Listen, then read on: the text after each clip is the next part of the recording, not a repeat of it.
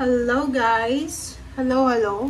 Libra, welcome dito sa aking channel. Kapalaran 888. Welcome. Alamin natin kung anong messages, vibration, gabay energy para sa lahat ng Libra. This is general reading, so pwede kang makaresonate. Okay. Wow! Libra. First card mo dito is declutter. Second card is emotional change. Okay, dito muna tayo sa declutter.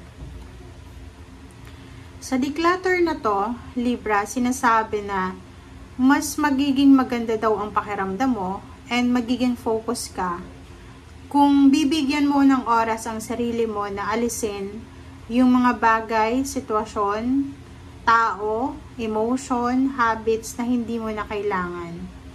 If it's things, like material things, maglinis ka daw ng bahay mo and mag-donate ka doon sa mga taong nangangailangan. Okay? And if naman emotion, you need to remove it, delete it, start new, parang ganun. Kailangan ng kalinisan. Emotion, ganun din. Sinasabi dito na kailangan mo daw na ayusin ang iyong emotion. Okay? Alisin, i-declutter ang iyong kapaligiran.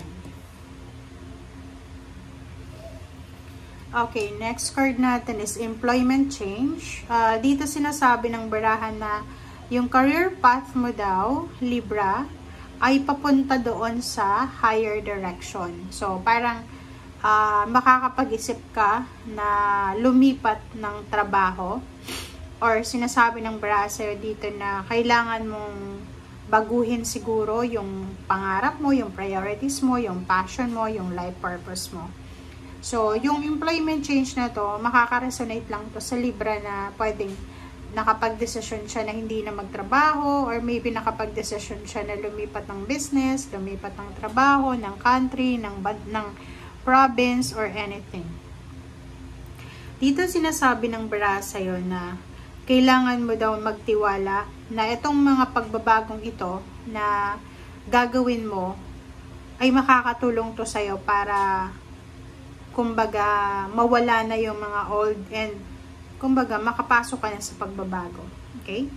So, wag kang mag-alala kasi sinasabi na you are being supported each step of the way. So, suportado ka ng universe, ng Panginoon sa kung ano man ang mga gagawin at plano mo.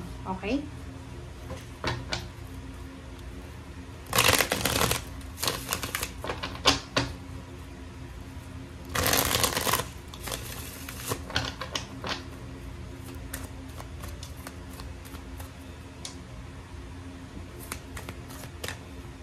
Okay, first two cards natin, 5 of Swords and then 3 of Wands. So, sinasabi ng baraha sa'yo dito, Libra, na may matagal ka nang hinihintay. Maybe you're waiting for something or for someone na posibleng i-give up mo. Maybe you're waiting for a visa, a passport, or maybe contract signing, residence permit, residence card, citizenship, money, loan, retirement, higher salary, higher position. So, kung ano man itong hinihintay mo, ay posibleng i-give up mo siya. Kasi, parang pagod ka na sa paghihintay. So, you need to, kumbaga, i-let go na lang siya. Okay. Ang ganda. So, dito sinasabi na yun na nga, Libra, isang desisyon ang gagawin mo na pwedeng magdala sa'yo ng pera.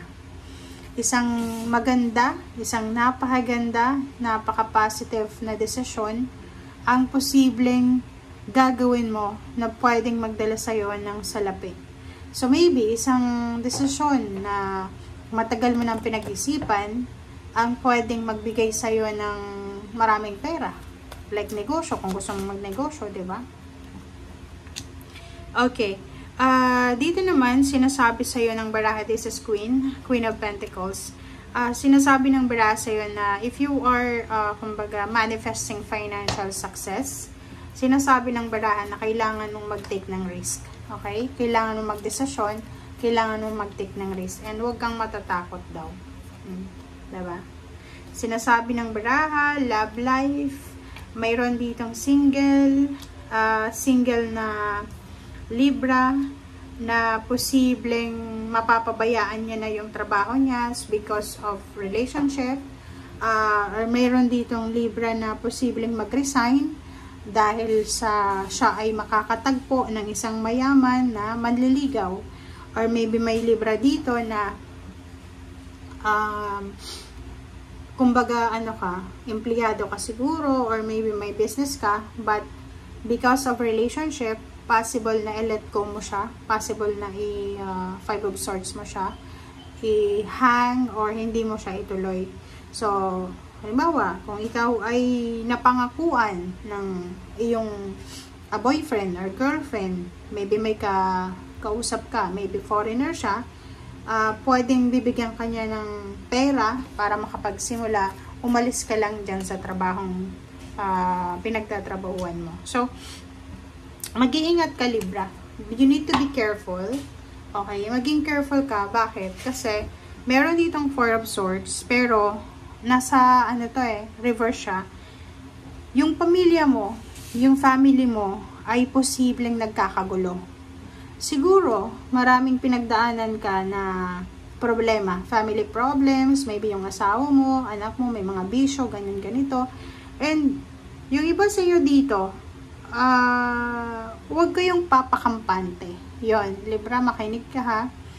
If you have family members na sila ang rason ng problema mo, hindi ka makatulog or anything, sinasabi ng Brase, huwag kang papakampante. Kasi eto, nagpapahinga ka. Halimbawa, feeling mo tapos na yung problema mo. Like, may problema ka sa anak mo, may problema ka sa asawa mo, sa pamangkin, sa apo, or sa kapatid mo, sa magulang. Ang akala mo dito, okay na, diba?